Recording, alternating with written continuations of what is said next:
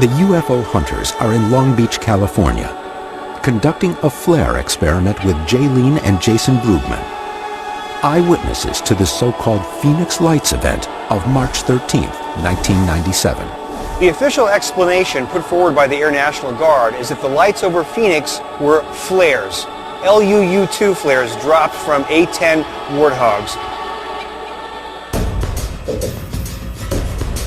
Because Ted is primarily concerned with the flight characteristics, he'll substitute one parachute flare for another, using maritime flares instead of the LUU-2s. They are easier to control, and the eyewitnesses can be closer to the source of light.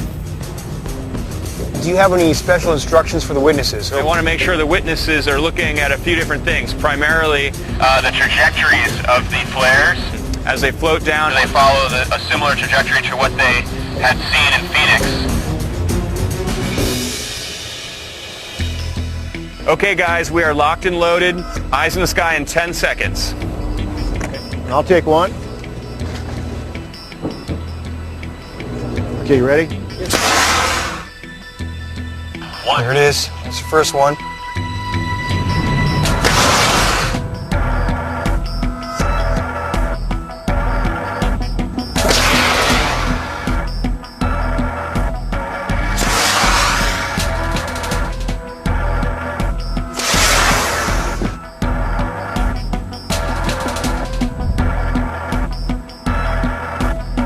Let's call it in. Check calling, Pat and Bill. So how was it?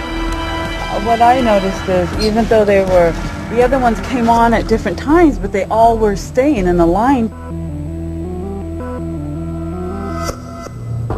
The ones that we saw were hovering, maintained altitude. They never dropped. Yeah. The lights went out at the same altitude. Would you guys say what you saw that night is totally different from what you just saw right now?